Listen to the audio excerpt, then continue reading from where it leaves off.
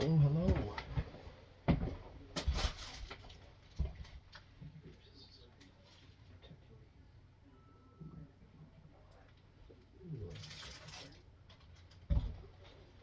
All right.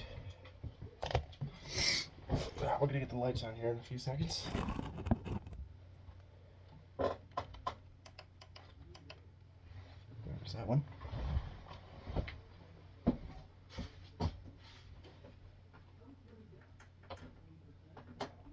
There we go. There's that one. All right.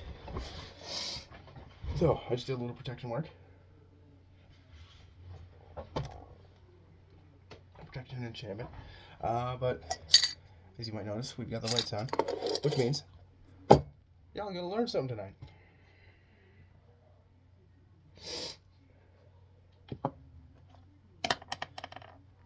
Just open an actual page here. Actually, let me use this notebook. This one I write down a bunch of small stuff in. So today, I'm going to teach all of you guys about bind runes. Something I've recently learned about. I figured I'd share it with you. Basically, let's say I don't know any of their names, by the way. I'll just pick two that I saw tonight while I was doing some stuff. Let's say you want to combine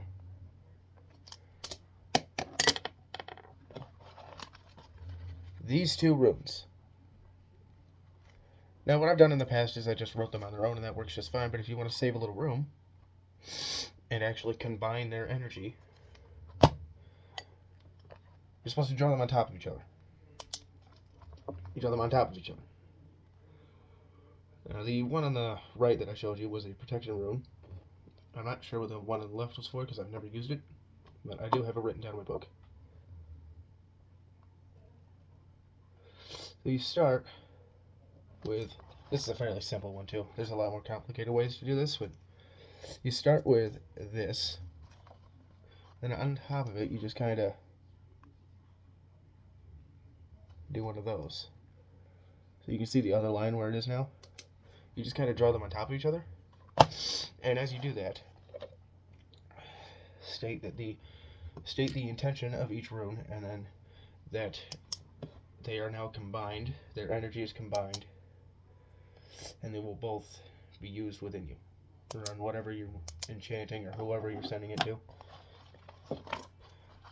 But you basically just combine these two runes here. You just combine those two, and you get that. And I'll show you with a couple more, complicated ones. They're a little bit more difficult to do. The best way to do this is to practice doing 2 at a time, and then you can move to 3, then 4, then however many you want to do.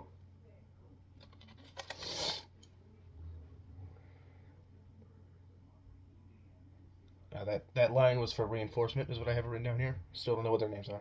They all have names because they're basically old letters. It's kind of like how in the English alphabet we have A, B, C, D, all those. All of these, all of these, the runes, they all have names that they're called.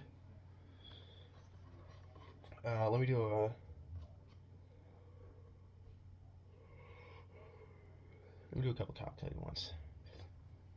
Here's a good one to show you. So I've got one for destruction, and I've got one for survival and patience and endurance. So I'll write them both down here.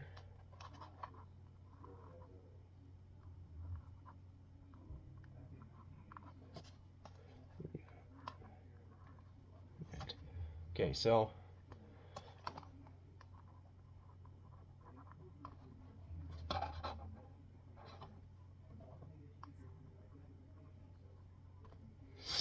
I just abbreviated it there, but we've got destruction and survival. So if I wanted to combine these two, I'd have to write this one and then write this one with it. And the way I do it was I do it where the lines from this one line up with the lines from this one. Well, let me show you here.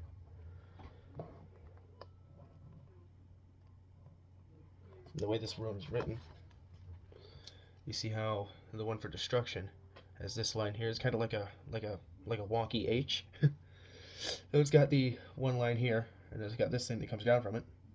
So I've done it here. The start of it, I did this, and then I did that. Then I'll just do the other side like that. And then what I'll do for the survival rune is I will take this diagonal line here, and I'll draw it over the diagonal line in this one, like that. And then I'll just put the vertical line from this one on top of the vertical line for this one. Wait, shit, that won't work. That won't work. Then it's wrong. Then it's a different rune entirely. Okay, so that's how you come up with dead runes or parasite runes. They don't mean anything. It's where you like put some random rune in it, or it could just be not even a real rune. It could be one that has absolutely no meaning. So let me see. Yeah, my original thought was to put it in the middle, and that would have worked just fine. So you do. I'm not going to show it again. You do. I just did it upside down. I did it upside down.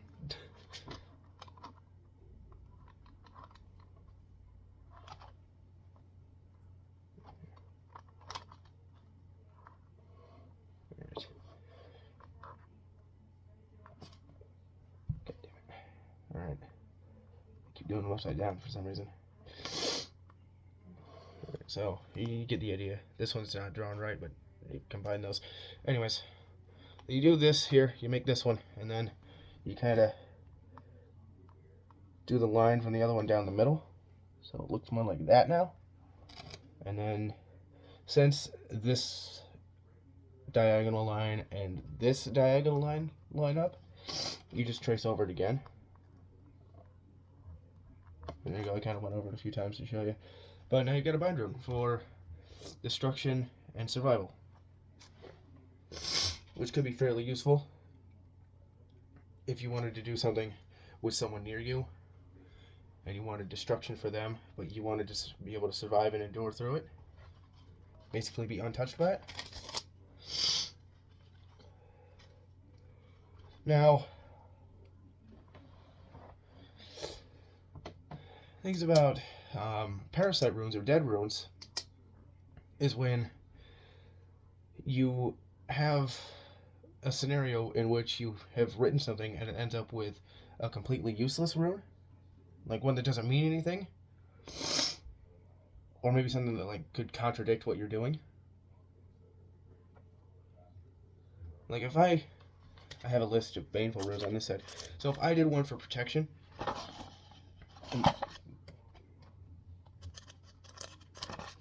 there we go.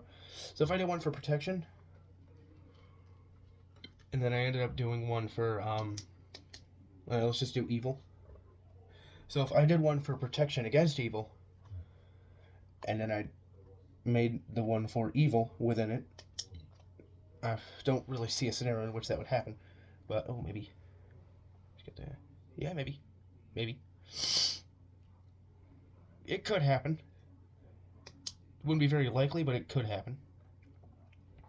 So if I did the one for protection and then evil, and I tried to apply those to myself, we'd end up with a parasite rune. And what I think would happen in that scenario is that nothing at all would happen. The magic would just cancel itself out.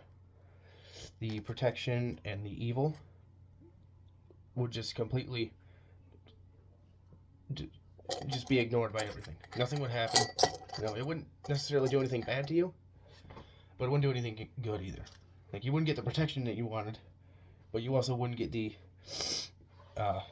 unintentional evil cast upon yourself that you unintentionally added into the protection one.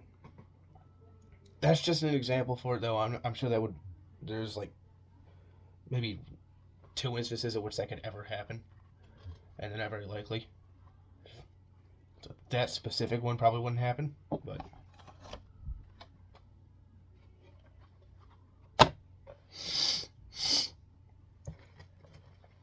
Alright, before I go, I want to show you guys how to do a ward. Warding is different than protecting. Protecting is like, let's grab my hat here. Lord have mercy. Protecting would be if I just added like protection against evil out of this. Sorry. If I were to ward it, however, I would add the protective whatever, or whatever I wanted to add onto it that I wanted to be given to me.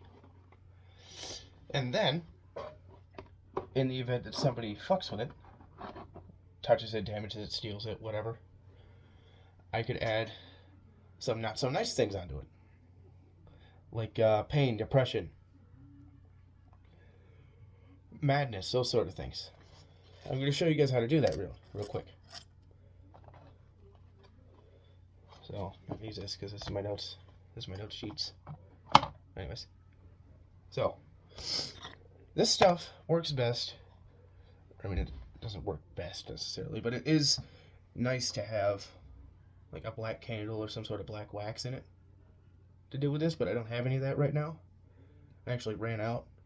Oh, wait, no, I have black wax still. What am I doing? What am I doing? Where is it? There it is. So I've got black wax here. Chunk just fell out of it. But I've got some... Oh, I was wondering where that pepper smoke came from. It was in my drawer. Just got a bag of pepper. So...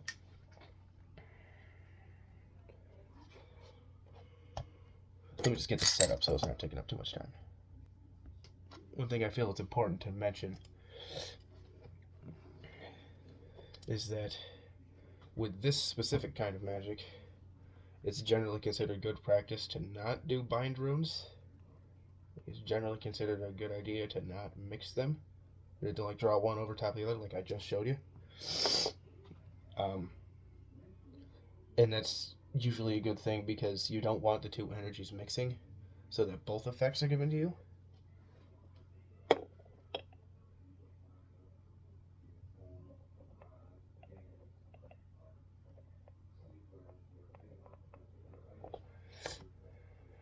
So you draw them separate so that you can specify that the energy from the protection is casted onto you,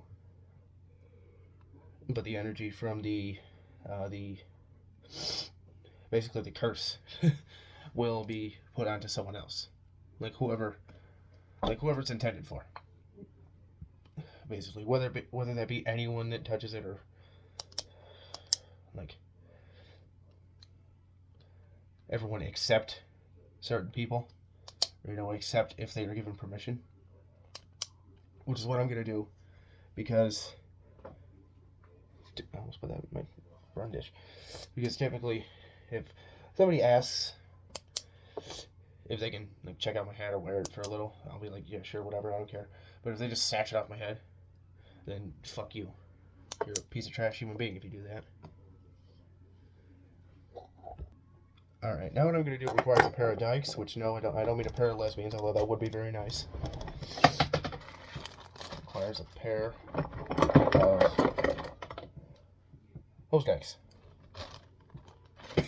Or pipe dikes. Basically, I use these to melt wax out of this thing, because it's a solid metal dish, so I obviously can't hold on to it like I can the candles. And there's no wax in it. There's no wick in it either, so I wouldn't be able to if I wanted to. But basically, when I do this, I just kind of hold it over like this and light it. So, and I'm going to put black wax over the baneful rune, or the warded rune, because black is considered the color of binding or banishing. It could be that, or it could be banishing. For baneful work, it's considered binding. So you will put black wax or use a black candle to light anything that you want a baneful effect on. This is gonna take a little bit. I'll let you go. All right, that didn't take nearly as long as I thought it would. It's not cold. It's not cold. It is not cold. None of that even stuck to me. Alright, I got it now. I had to make all this again because I messed it up the first time. I drew the protection rune wrong. So, just goes to show you that it's okay to make mistakes. We're all human. You don't have to be perfect. You let them make mistakes as long as you fix them. So, you can see there, the Baneful rune is the one that's covered up with the black wax. And the protection rune is not. I actually could, if I wanted to, put white wax over that one. 1 second. Alright, there we go. There we go. Whoop.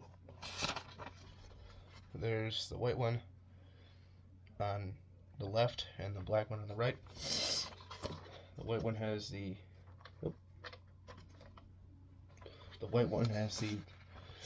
protective and pure intentions within it. The black one has baneful ones within it. So this is the one I messed up. Let's see, so we're gonna get rid of it later.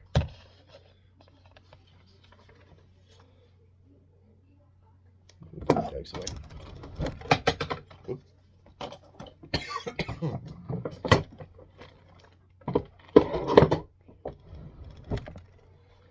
Alright, now I'm just going to do it the way I do it.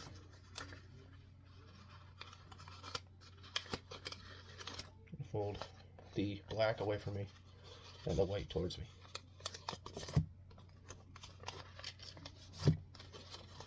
Yep. I'm not going to just salt or pepper or anything because that feels a little extra for this. I'm just going to burn it.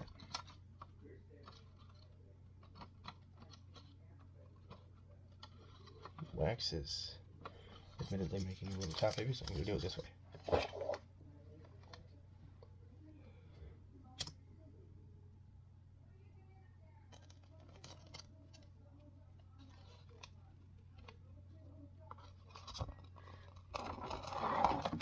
Whoa!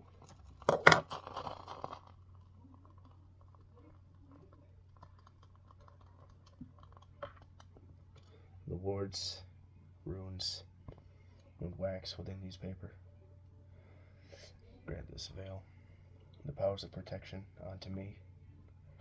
Protection from curse, evil, sickness, and injury. While it curses all those who wear, damage, or steal this veil without my permission. The curse of crisis and injustice.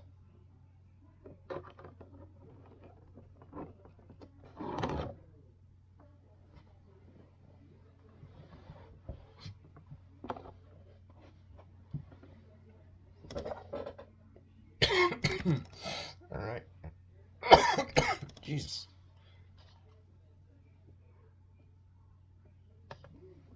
One last thing I'm going to do is write a couple of protective runes over here, just because. Usually something I like to do with veiling or enchanting anything that I can actually write on. This rune unifies protection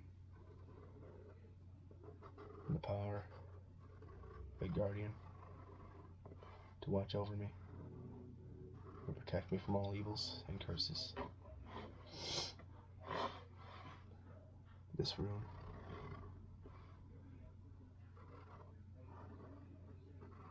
grants me protection from injury, bad energy, and baneful spirits.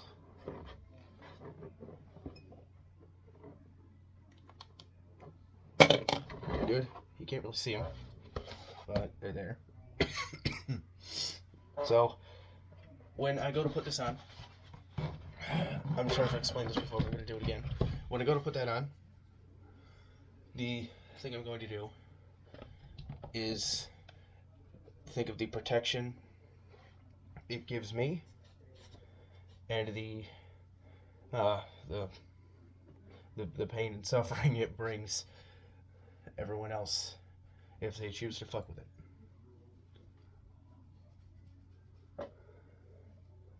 And one good thing to do, especially with this hat, I actually put courage and protection on it. So I only did this because I have a slightly crippling fear of heights, and we started to work on scaffolding at heights on the house we're building.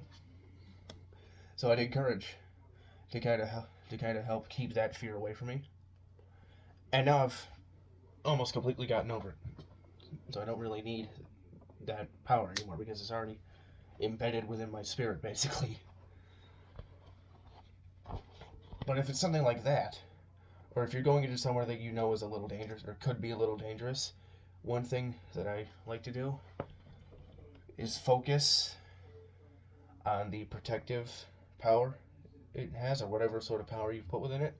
You focus on that, and the more you concentrate your spiritual energy on that, the more it will come out and manifest in you.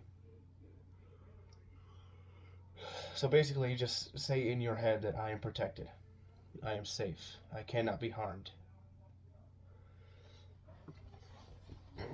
And that will help give you that protective energy and that protective feeling that you need to do whatever you need to do. Anyways, I think that's going to be it for this one. I've got to get rid of this because I messed up on it. I drew the room upside down or backwards or something. I'll just show you. I did that. That is not what it's supposed to look like. I don't know why I did that. I did brain fog, man. I'm telling you, it's a thing. Anyways, I'm gonna get out of here. I'm gonna leave you guys alone now. Remember, stay safe and stay protected.